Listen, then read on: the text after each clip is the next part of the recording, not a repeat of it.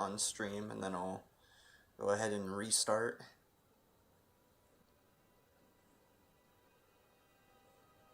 Oh, it's already reset? Okay, so we'll restart in 5, 4, 3, 2, 1, go. Oops, okay.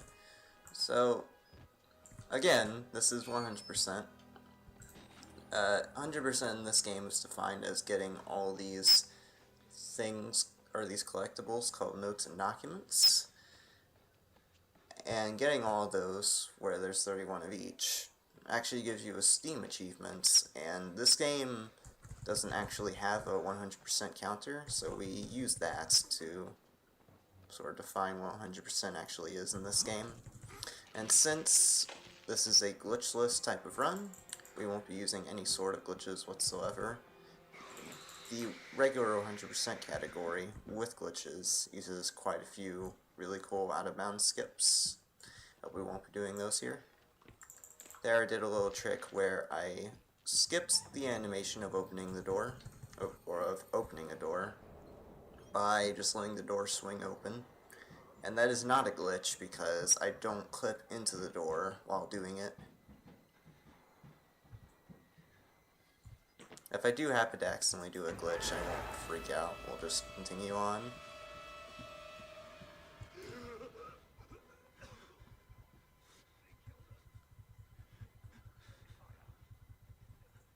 So there will be certain notes like this where we have to wait for characters to speak a certain line of dialogue.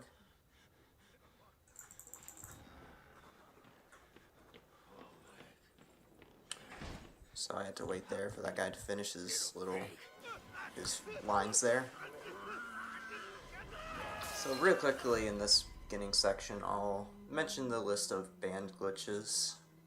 There's a trick where you can make your hitbox really small and squeeze through very tiny areas, or very tiny gaps. That's not allowed. There is a trick where you can get on top of a door in order to either go out of bounds or skip large sections of the game. That's not allowed. There is a trick where you can press crouch to trick enemies into not attacking you. That's not allowed. There is a trick where you can run across ledges by using the look behind while running animation by pressing one of the lean keys. That's not allowed. And because of that, you get to see a lot more of the game. Here, I'll be getting this document before I go in this hallway. And here we'll see something called a timed recording, where you have to record certain things for a certain amount of time. In that case, I had to record that TV there with the static on it in order to, or for long enough in order to get the recording to trigger. You'll know I got a recording or note when you see a camera icon appear in the bottom right. Same with documents. You'll see a piece of paper appear in the bottom right.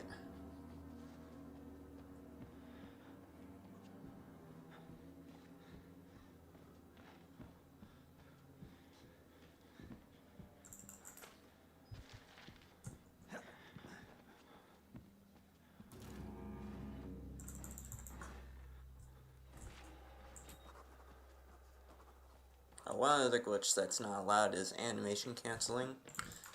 You can press crouch to skip animations like this one where I swipe a keycard. It's not allowed, even though it might not seem like a glitch, just because it's doing an unintended action, which is canceling the animation entirely.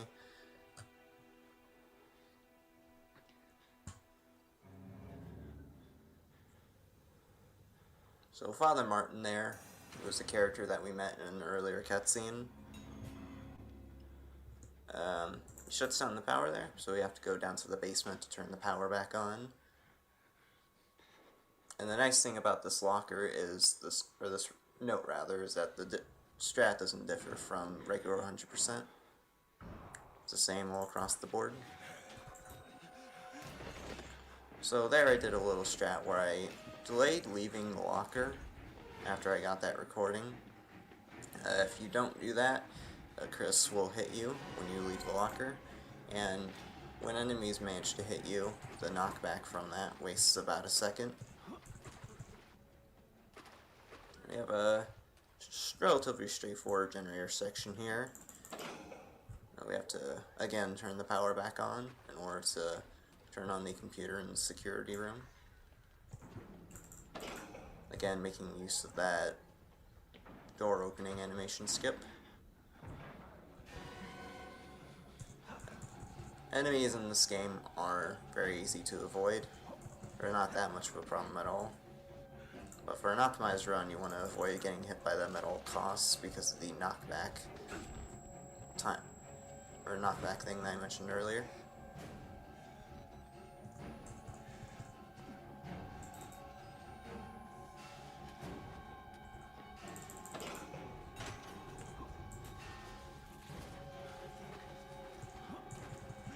That generator section I just went through is one of the tougher sections casually.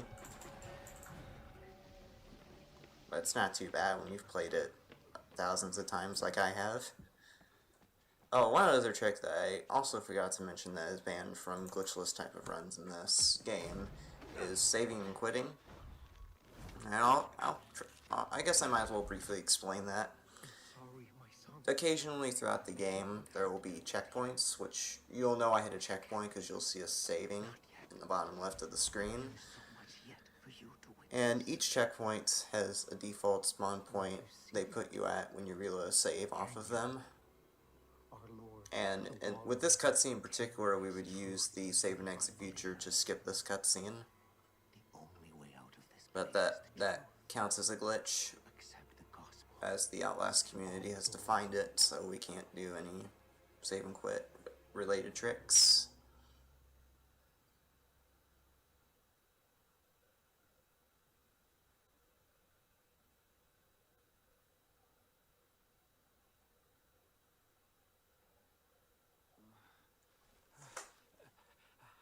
And then we have a brief cutscene here in the prison where we wake up in a cell. Father Martin wants us to see him release the Wall Rider, which is sort of the main antagonist of the game, but we don't know that quite yet. Find out more about him later.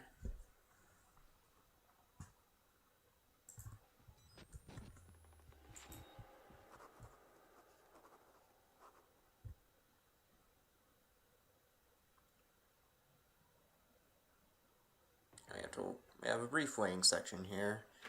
We have to wait until that very polite guy opens the door for us.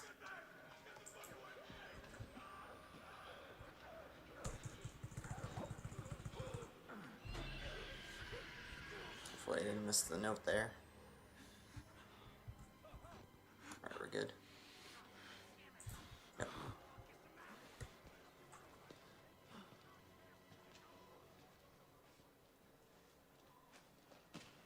So there actually is an audio cue for that one. We have to wait until he says, "God damn it," and then we can leave.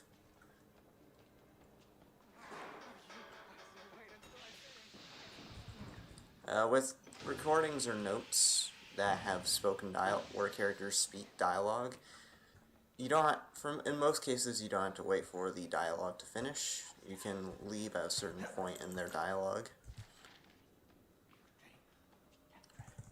And it saves quite a lot more time than you would think. In fact, I think it saves close to a minute. At least in regular 100%. I don't know how much it saves in this. It still saves quite a lot. So we have a quick section here where we have to turn on that.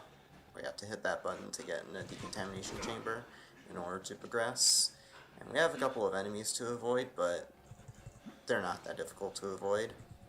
That second enemy can be a bit strange. A lot of the times he tends to hit me, but sometimes I do get past him without getting hit. And getting hit by him wastes virtually no time. So it's not too big of a deal if you get hit by him. And a little trick with ledges is while I'm moving right on the ledge, I hold up and mash jump in order to get up. onto the ledge as quickly as possible. And here's another timed recording where we have to record Chris Walker tearing this guy's head off. Seems to have a real fascination for that. I guess it's his way of protecting people from the Wall Rider. Again, we'll learn more about later. But that's just him.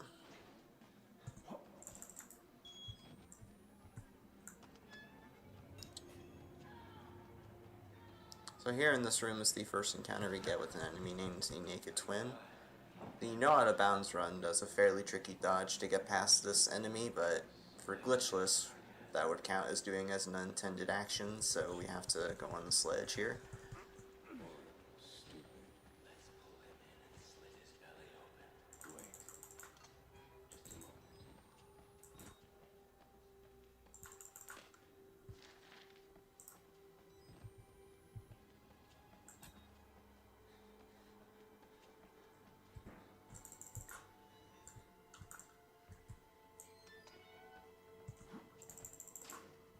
So one other thing,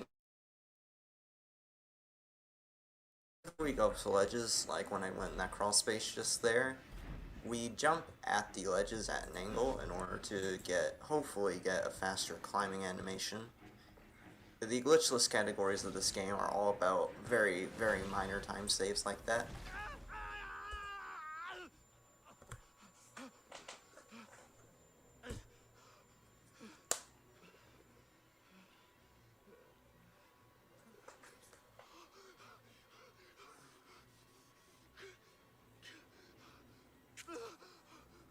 So, since there's not a whole lot going on in this particular category, I might as well explain the plot. We play as a investigative reporter named Miles Upshur.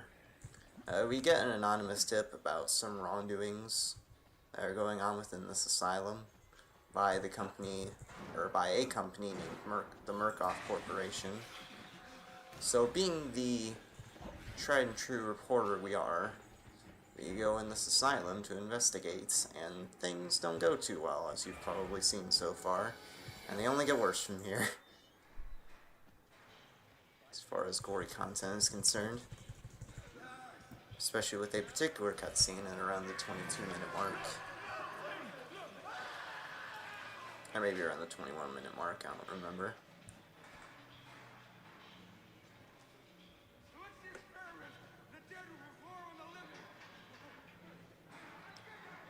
There was a DLC, whoops, that happened. What happened was I jumped too early off that ledge, so I just have to go back up. I was mentioning that there is a DLC to this game, and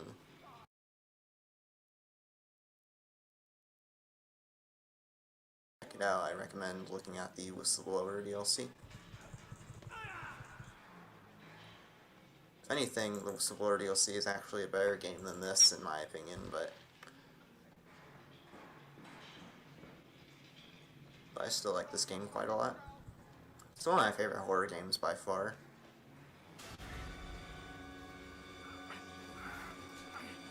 The music, in particular, is really, really good.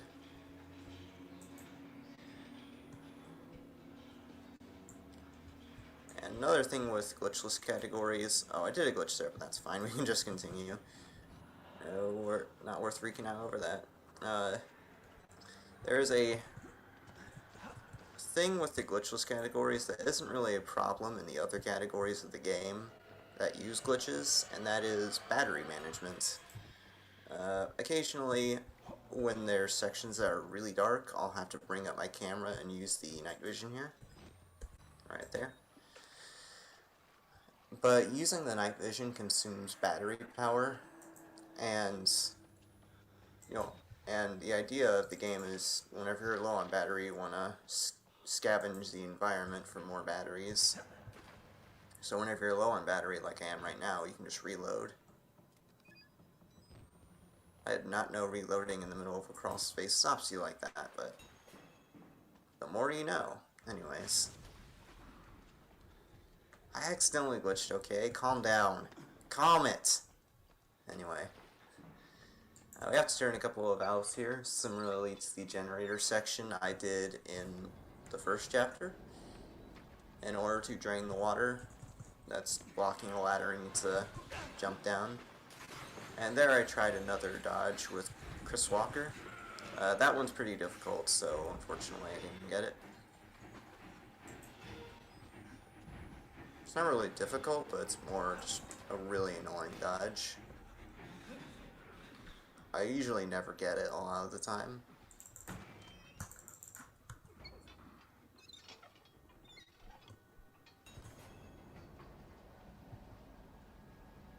And we'll have to dodge him on the way back, but this one is a lot easier than the first one. So hopefully I get it. And I got it, cool. Again, avoiding that knockback to not lose about a second. So in other categories, particularly with no out of bounds, there will be a jump I do here to skip climbing down this ladder. But that's banned in glitchless because that technically counts as doing an intended action once again. But the nice thing with ladders is once you get at a certain point on the ladder, you can press crouch to get off the ladder. So as I go down each ladder that I'm going down, I mash space, or not space, but crouch. And that gets me off the ladder as quickly as I can.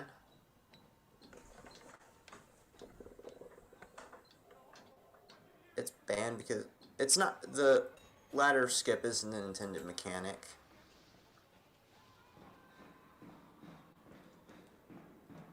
I meant unintended. I tend to mumble a lot, so that's probably why you couldn't hear me very well. But anyways, we have another note here. The audio cue for this one is when he says Dr. Wernicke. Right there. Again, pressing crouch to get off this ladder as quickly as possible. And the rest of the sewers is pretty straightforward. Like most of this run is, but there aren't any tricks for the rest of the chapter. Well, except for one, but I'll mention that when it happens.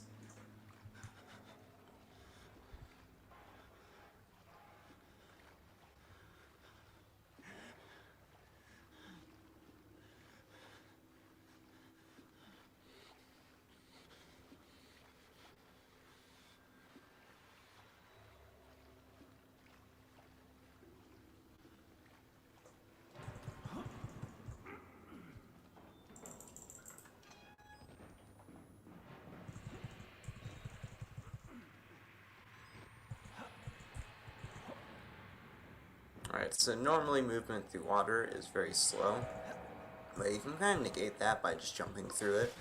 You don't want to constantly spam jump though, because when you do that, you gradually lose speed. So I spaced out my jumps while I'm going through the water here in order to get the most distance out of my jumps that I possibly can, which you'll see again in just a second.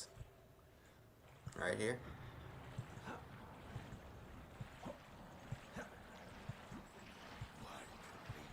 Basically, I wait a split second once my mouse touches the ground, and then I jump.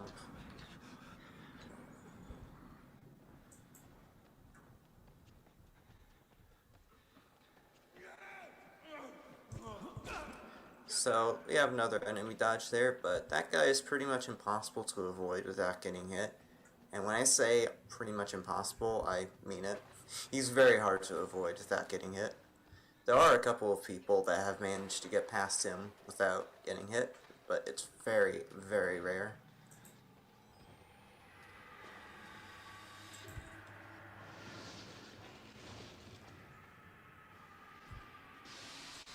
So as soon as we go through the crawl space there, we'll record this pile of bodies. These stairs that I'm going up can be really laggy, and it's really annoying, but they played nice that time.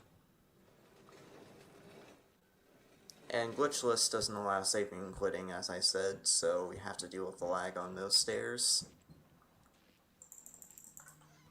And this next note that I'm getting can be a little weird with how to trigger it. Sometimes it can take a few extra seconds to trigger, like it did just there.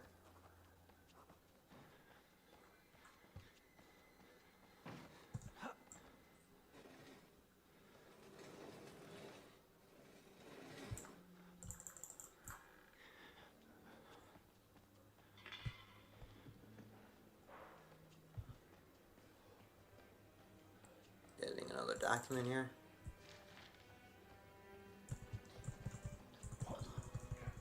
I'm actually really glad I got that quick climb animation because I tend to mess it up a lot of the time.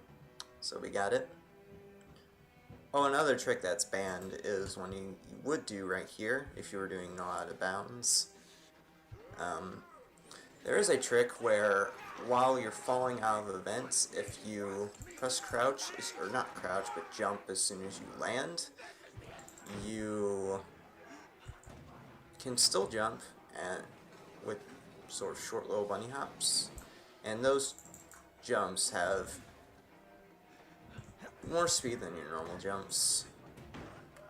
And you would do it again here once I get out of this vent. And that's banned in glitchless because that counts as an unintended or glitched action because you're jumping but in a crouched state. And here I'll jump at a certain point to hopefully get a quick climb animation, which I didn't get, but it's fine.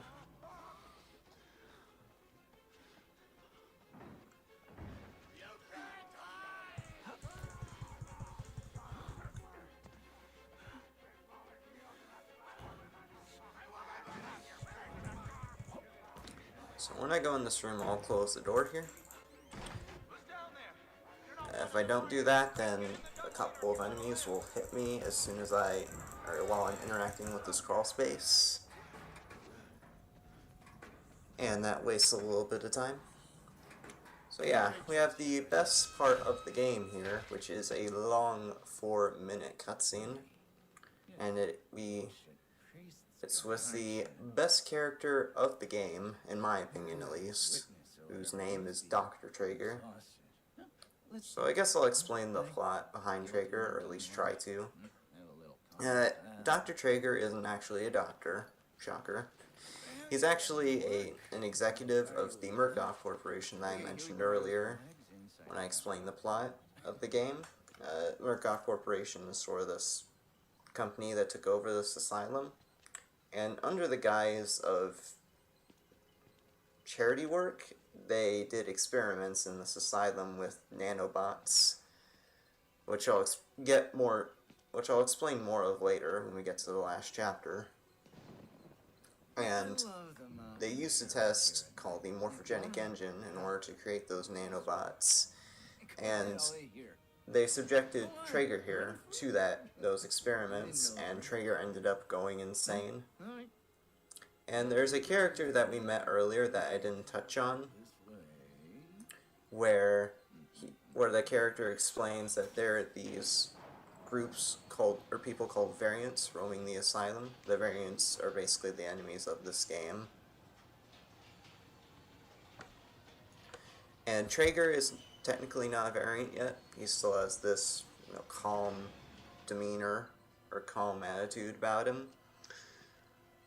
But soon after this cutscene, he will turn to a variant and try to chase us and kill us. Spoilers. And the reason why he has this doctor moniker is when he first went insane, I believe what happened was he started experimenting with different types of surgery. I believe that's how the lore goes with Traeger. It's been a while since I actually looked the lore up, so I'm probably getting it wrong, but that's what I remember.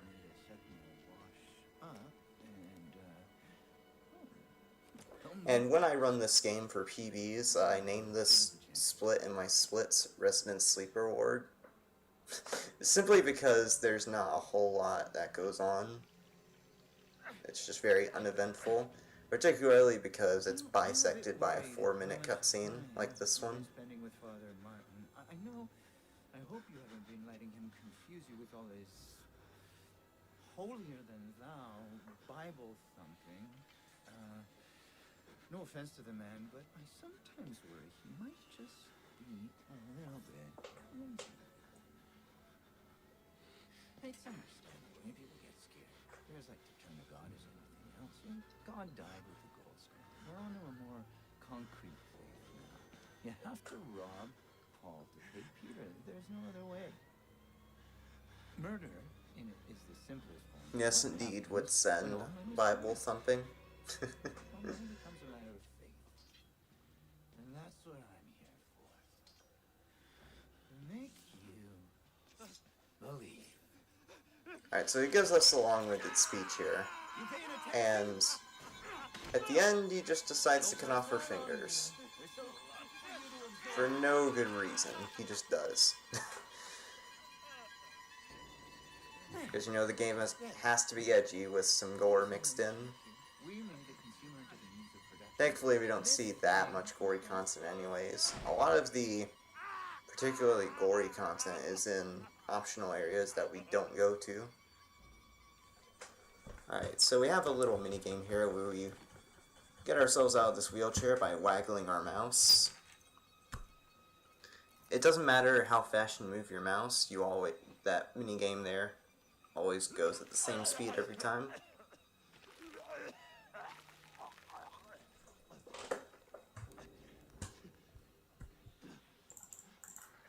So we have another waiting section here until Traeger gets in the room, because we have to get another recording.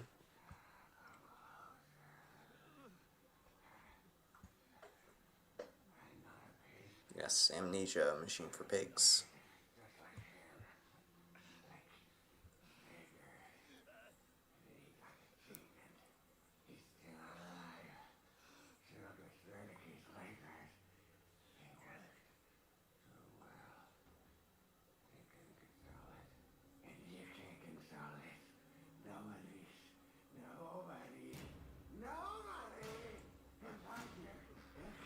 So I can't go too close to Traeger here once he enters the room, otherwise I'll aggro him. And you don't want that because you won't need... Oh, okay. Well, I guess I have to reload the checkpoint then, because I accidentally aggroed Traeger. I really thought I was far enough away from him, but apparently I wasn't. So yay, 40 seconds lost, but whatever. And it's really unfortunate that I lost time to something as stupid as that, but we'll just continue on.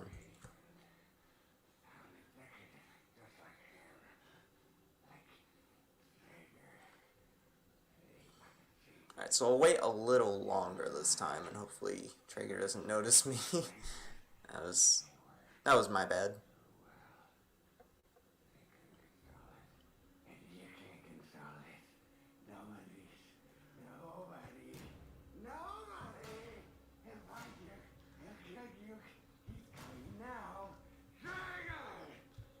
Okay, that looks good. Much better, okay. So that was dumb time loss, but whatever. We can still continue. You're bored. You want a little attention. Perfectly understandable. I'm here for you. I'll give you very soon. Alright, so as soon as he says, I give you, we can leave.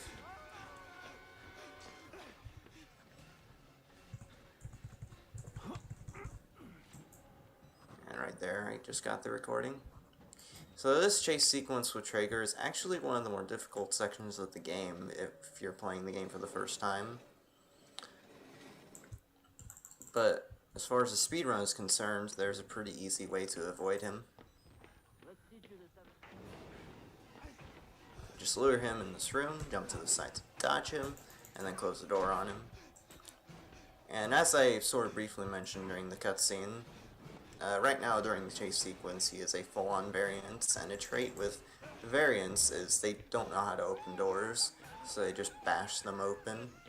So we keep Traeger busy by closing the door, and while he's busy bashing down the door, we push an object that's blocking the door we need to go through, and then go through the door.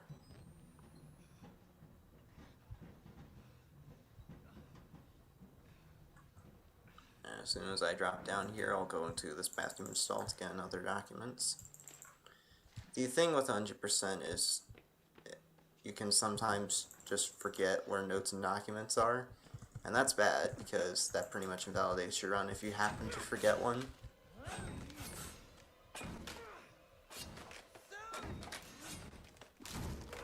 So we have another dodge or Traeger there, but it's pretty simple. You just jump to the side and then continue on.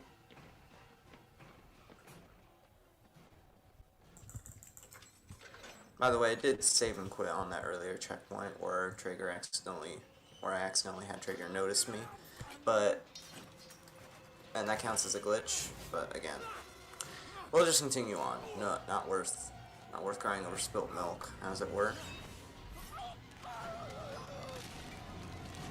If I was going for a PB, that would invalidate my run, but it doesn't matter too much for a marathon run. So as soon as I gain control of Miles, I pull up my camera to get another recording there.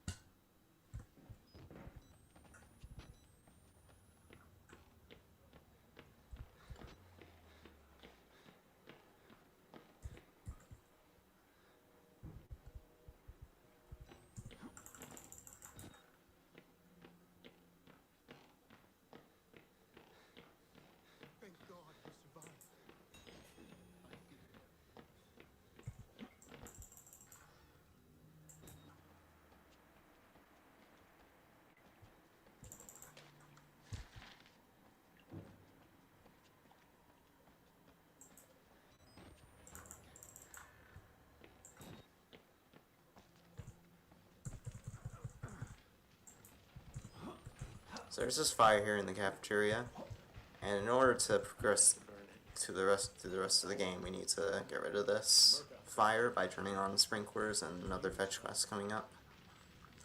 As soon as he says lunatics, we can leave. Because nobody cares about a few forgotten lunatics. Right there. So let it burn. Burn the whole goddamn thing down. There we go.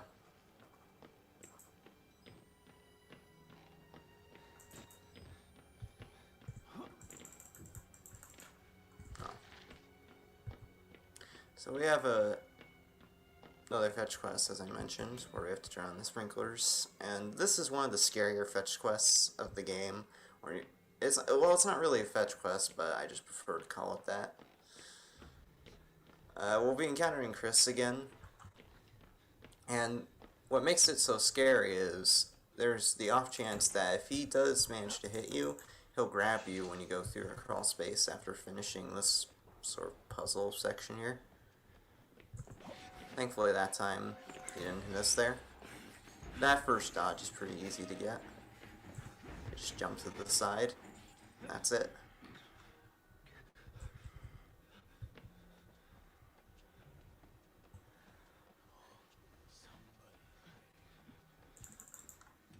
Alright, so that's the second sprinkler valve there. We just have to avoid Chris and hopefully not get grabbed by him.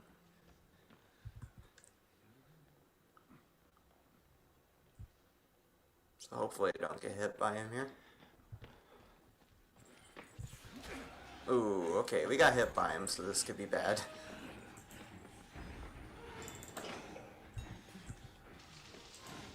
Okay, this will be really close.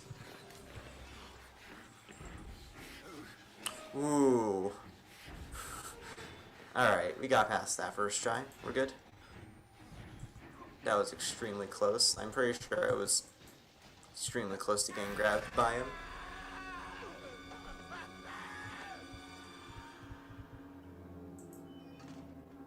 So that's like the only remotely difficult part of this run. That one little fetch quest with the sprinklers.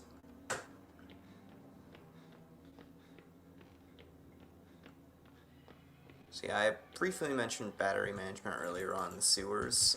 In an ideal glitchless run, you wouldn't get any extra batteries, but for marathon safety, I will get a couple of extra, starting with this one in this shack here.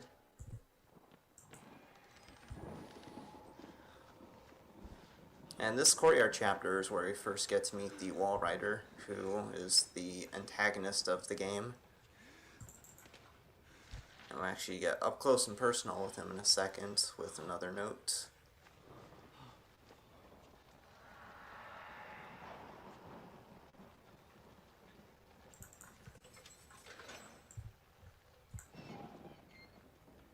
As soon as we open this door.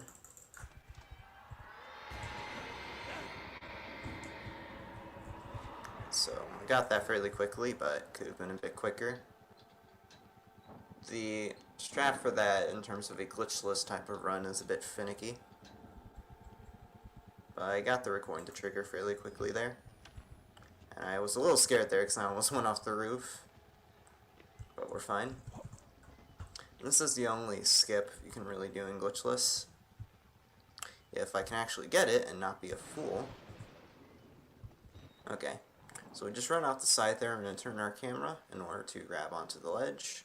And that's faster. It might seem slower, but it actually is faster compared to the normal ledge shimming animation. Reload my camera here while going across this concrete.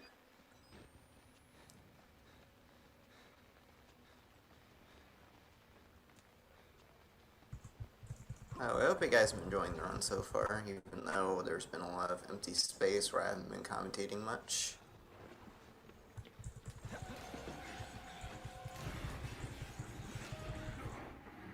Both of the runs I'll be doing tonight are pretty chill. This game especially.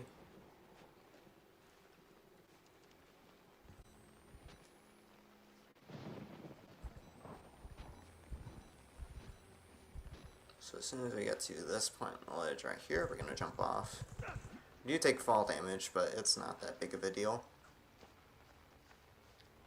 And here we'll be getting hit by Chris. If we don't have him hit us there, or at the very least take a swing at us, he'll grab us as we go in the vent and throw us in the opposite direction, which we don't want, because that's a time waste. I turned back there to record that fountain. And now we're in the female ward. We are already at the third to last chapter of the game. This chapter in regular 100% is actually really interesting, and it's one of the shorter chapters as well.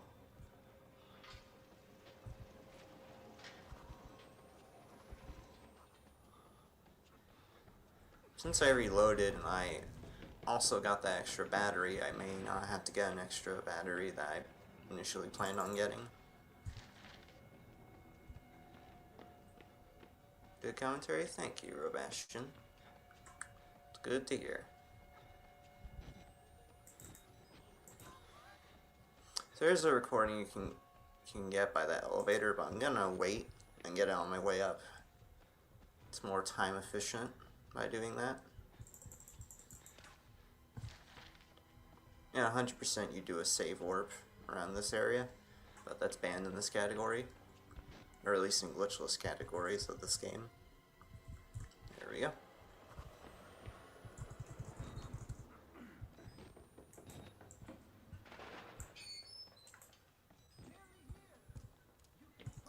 So we have another fetch quest once again. We have to get a few fuses in order to turn on a laundry chute. Went the long way there for a second. To get a few fuses to turn on a laundry chute. From that laundry chute we'll get a key that will let us get to the third floor of the female ward.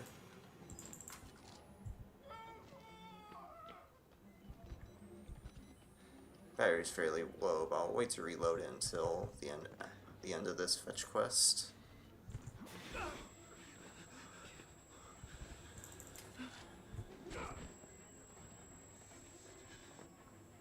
So that enemy there hit us twice, but it's not that huge of a deal.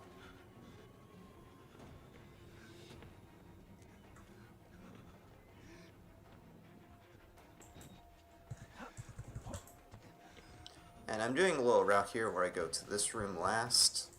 It's slightly faster because there's a door that the enemy opens that would normally be in this hallway if you went here first. It does save time. It saves about, I don't know how much, but it does save time. I think it's about 2.5 seconds. Ow. Uh-oh. Ooh. Okay, I thought it was going to hit me again there. I probably would have died from that, but we got past him, so we're fine. So when your battery's really low like that, your night vision is less effective. And that is the prime reason why you want to reload your battery when your battery energy is low. So we got the keys, so we'll go to the third floor now. There is an enemy there that tries to chase after us, but we outrun him very easily. Here I'll try to get a quick climb animation, but I usually don't get it. I botched the jump, so I guess we're not going to get it. Oopsies. That's fine though. It's like a very, very minor time save. Which for a PB would matter, but if you happen to miss it in a marathon run, like I did just there, it's not that huge of a deal.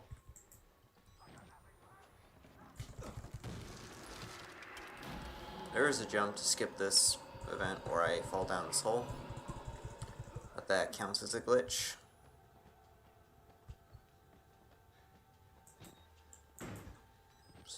So it's not allowed in glitchless categories. Glitchless categories in games are, at least with horror games like this, that tend to be very broken. The definitions for glitchless categories of these games are very arbitrary anyway. I think we'll kind of see that with the next game that I'll be running, with Amnesia.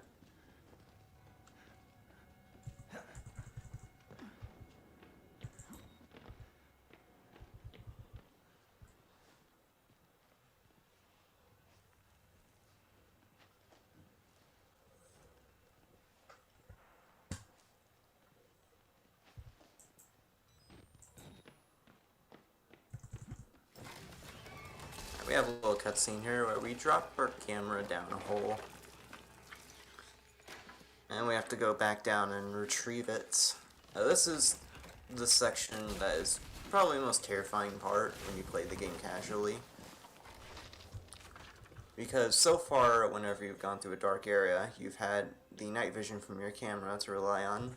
But in this section, that tool gets taken away from you. So you sort of have to face your fears and go into the darkness. And that's great as far as a casual playthrough is concerned because it adds to the atmosphere, but it can be a little annoying to navigate through in a speedrun. But we got through this area pretty quickly, and it's actually not that difficult to navigate through even without night vision. Especially when you've played the game a lot like I have.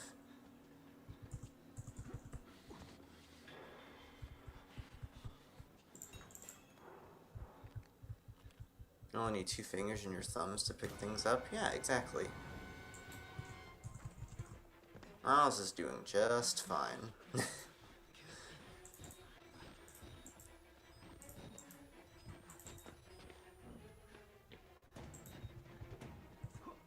going to try to get a quick climb animation here as I climb up this wood, and we got it. The positioning for that is a little awkward because of how tiny that ledge hitbox is. But usually I get it a lot of the time.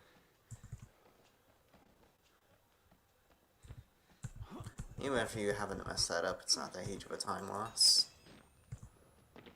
So here I'll be doing something that looks like a glitch, but it's fine because I'm not doing a glitch to actually perform the jump. That skips having to crawl across a few ledges in order to drop down where I ended up jumping there. And now we're at the second to last chapter, which is the return to admin block. The first chapter we went through was the admin block, and we'll be making a return trip to that area. And there's a document we have to get. In regular 100%, you would use a trick called door boosting to get to it. But of course that's banned in this category, so we have to take the long way around.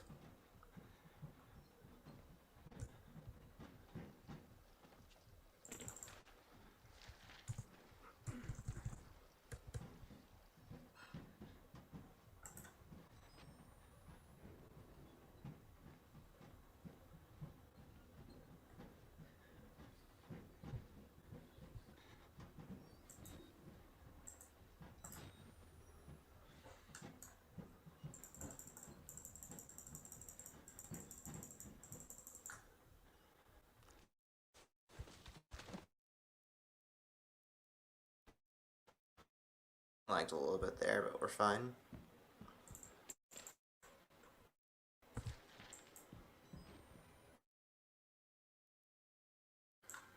So while glitchless doesn't allow many glitches, I liked a little bit there, but we're fine.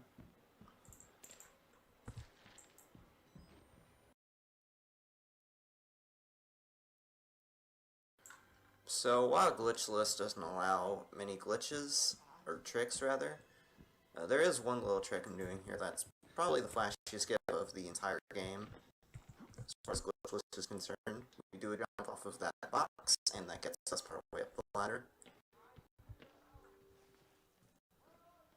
It's my favorite thing about the glitchless categories of this game.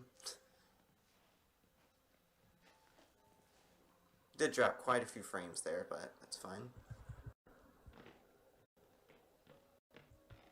It's all good, guys.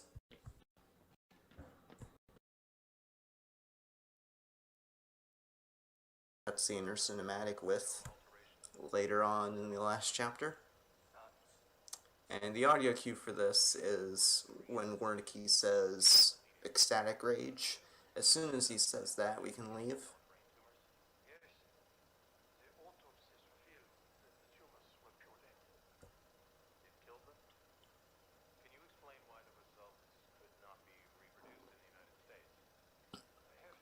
And the frame drops here are a bit worrying, because I'm not sure how Amnesia will go, but we'll see. I've already dropped like 2,200 frames. This is why I was a bit doubtful about using OBS. Alright, so there's the audio cue there. And if I left at the right time, we'll still get the recording. I keep calling them recordings, they're actually called notes. I just prefer to call them recordings.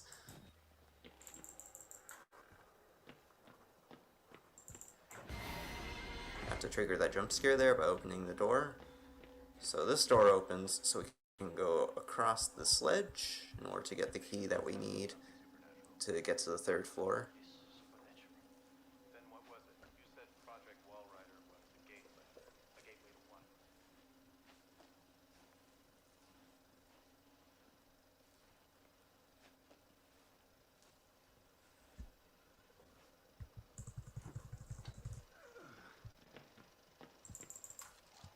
Alright, so we'll just drop down here by pressing crouch like we did with the ladder.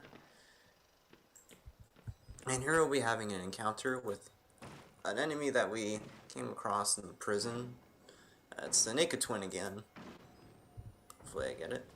Alright, so that's actually a bit more dangerous than it looks. If you manage to get hit by the Naked Twin, it is a one-hit kill. You instantly die. So you want to avoid getting hit by that enemy in particular at all costs.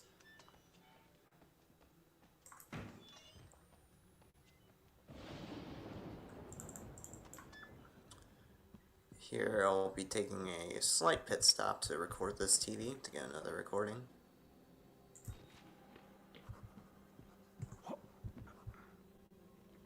And just down the hallway here is another document. I believe it's in this room. Okay, I was wrong. It's like one more room down. Normally with the locations of the notes and documents, I remember where they are, just going off of the glitch route, but of course we're doing glitchless. And that, having to deal with that messed me up a lot when I originally routed this category. Because I was so used to getting those notes and documents from out of bounds.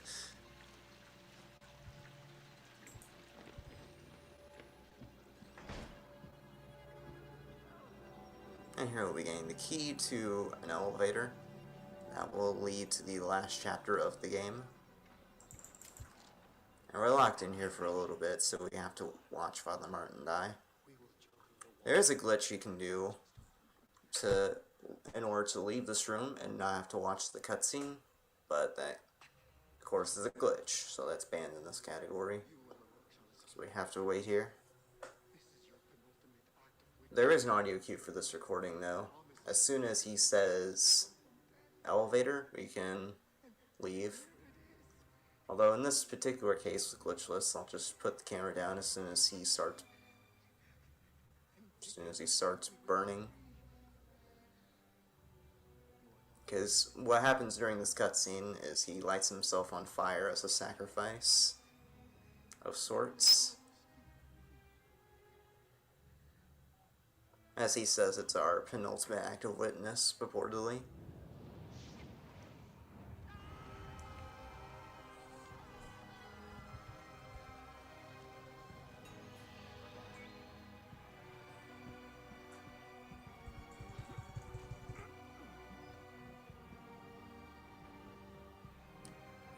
There, we just got the recording, and we have to dodge Chris again here, but he's pretty easy to avoid once again. We just lure him to the right of this hallway, and then jump to the side.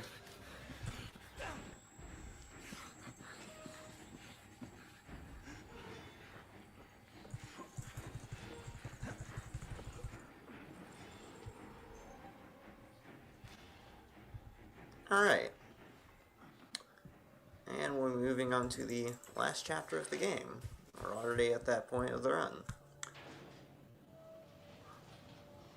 Okay, so this last chapter is pretty straightforward. There is one trick we get to do in this chapter as far as a glitchless run is concerned, and I'll mention that when it comes up. For the most part of this chapter is pretty straightforward. Even in the glitched categories as well, because there's pretty much no way to get out of bounds in this chapter. I've found a way to do it, but the method that I found involves modifying the game files, which it would, of course, would not be allowed for the normal categories of the game.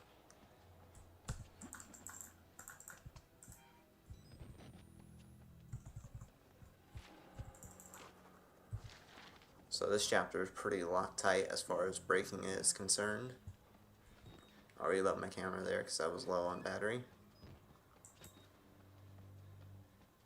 And I'll open this door on the right here because Chris Walker will come through this hallway, and he only opens the left door. So if you open the left door, the right door will still be open when you come back through this area, and going around that wastes a few frames. So it's one of those minor time savers once again. Hopping over those objects that I vault over as well is a minor time saver. The level of optimization that goes into this chapter is just crazy, and it shows with how close the top times are in any percent.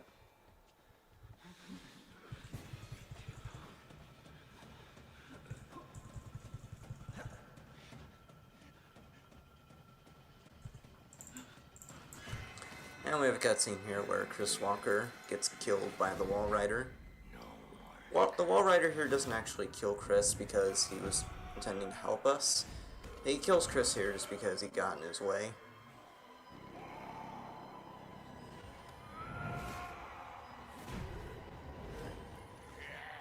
And the Wall Rider is a product of the nanobot experiments that I mentioned earlier in the Traeger cutscene.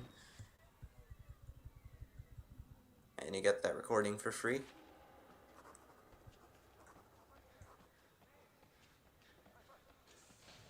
Alright, so we have a little cinematic here where we meet up with Dr. Wernicke. He gives us this big plot dump here.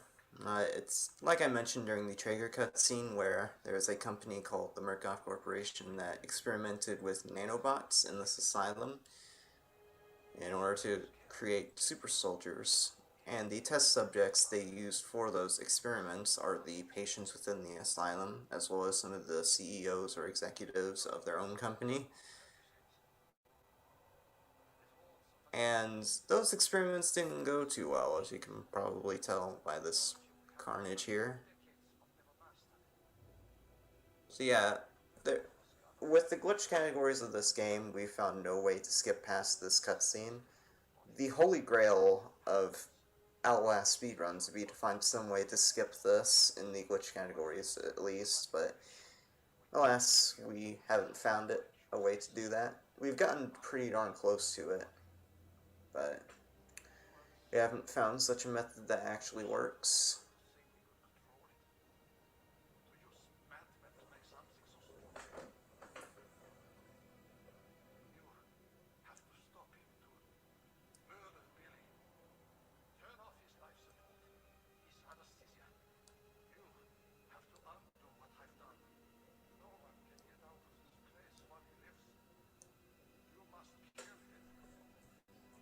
Alright. So it gives us a task, or the task, of killing a guy named Billy Hope. Billy Hope is this guy who's been controlling the wall rider the entire game. So in order to kill him, we have to do three things. We have to turn off his life support fluid by turning a valve. We have to cut the wires to that life support system, and then we have to turn off the failsafe to that life support system.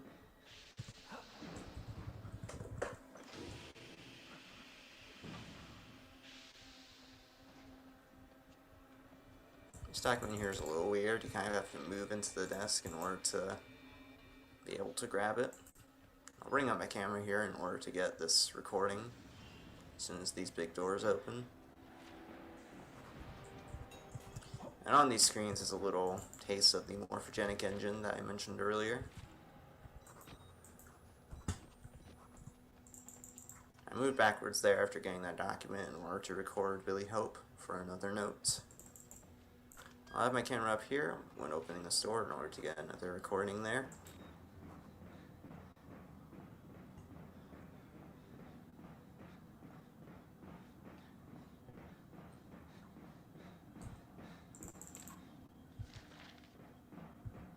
Alright, so I did mention that there is one trick in this chapter that you can do in all categories of the game, including glitchless, because it's technically not a glitch. And it's this little jump right here. We vault over the railing there, land on those gas tanks, and then jump off of those gas tanks for a little extra distance. It saves a little bit of time compared to just going down the stairs again.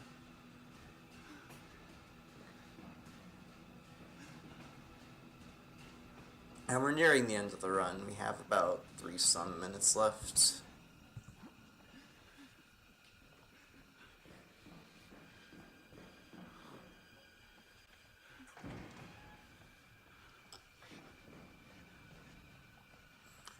Be going up these very long flights of stairs. One optimization that I didn't mention actually is that alongside all of the other tricks that I mentioned, I've been jumping towards objects, and that saves a little bit of time compared to just running straight towards them. And there I did a jump to get a quicker climb animation, which I'm actually surprisingly consistent at, considering how not really exact, but how dangerous that jump can be, because if you jump too early, you'll die from fall damage, and that has happened to me once when I tried an any percent run with one hand. Shoutouts to one-handed any percent. It's actually a pretty fun meme category. So after cutting the life support wires there, we'll just be moving down to the same route that I went through earlier.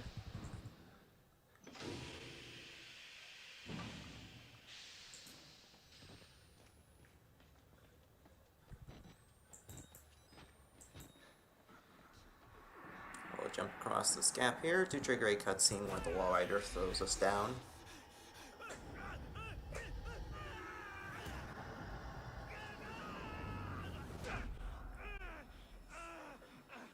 Yes, Sebastian. One-handed 8% is a pretty fun run. I may try like one-handed no out of bounds in the future, but that's a later project. So we'll be doing an animation skip here. It's the only animation skip that's really allowed in glitchless, outside of pressing crouch to go off ladders and ledges. So here we have a little cutscene. Starting from when we hit that button to the end, I actually don't know how long it is until the end once we hit the button, but I'd approximate it's around 2 minutes. So at this point in the game, as far as the plot is concerned, we've successfully killed Billy Hope, but the Wall Rider here needs a living human in order to survive, and we just so happen to be the nearest human, so we go into our Miles's body there. And we have one last note that we need to get, which is not Traeger, I almost said Traeger, but Billy Hope in this bloodied up morphogenic engine chamber.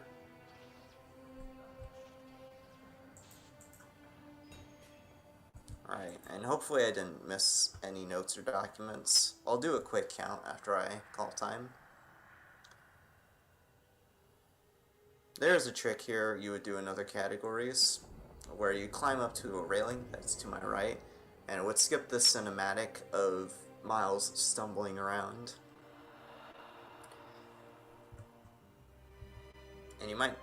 And it's banned in this category because of the way the Outlast community defines glitchless.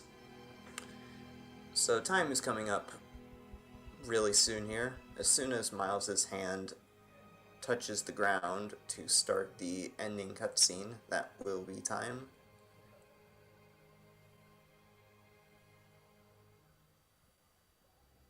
Coming up in a few seconds here.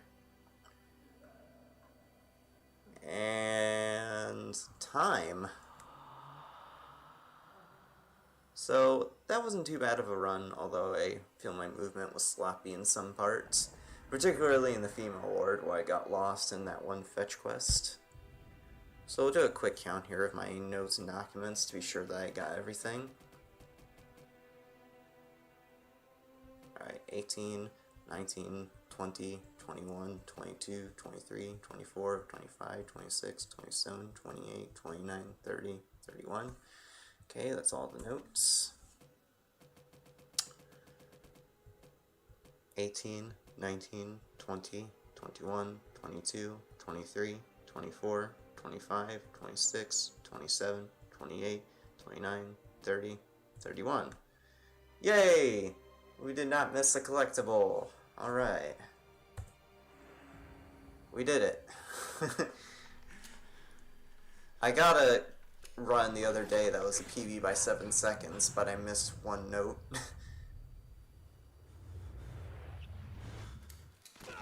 But hey, that happens sometimes. So anyways, what was my time? And of course, we'll be doing Amnesia as well, so I'll just move straight over to that. It might lag a lot more than Outlast because of how intensive the game is with my laptop, but it shouldn't go that poorly, I don't think. The ending to this game, by the way, is very anticlimactic. Basically, Miles just gets shot to death. That's about it. So yeah, we'll be moving over to a machine for pigs really quick. We're moving straight into it.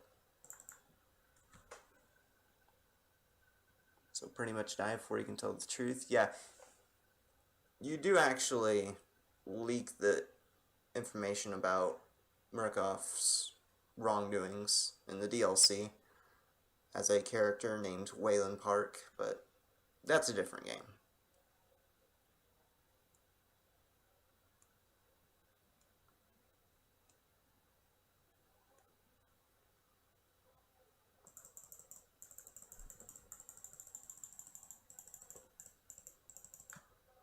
Anyways, I do want to know my time before I start up the next game.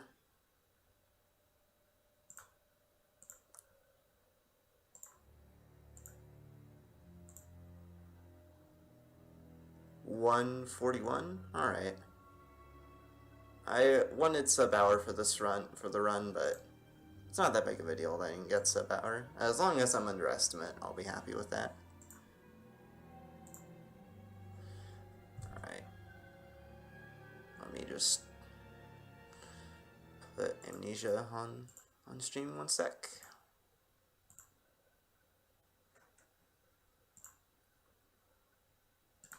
Boom. Alright. Oh yeah, 1 quick sec actually.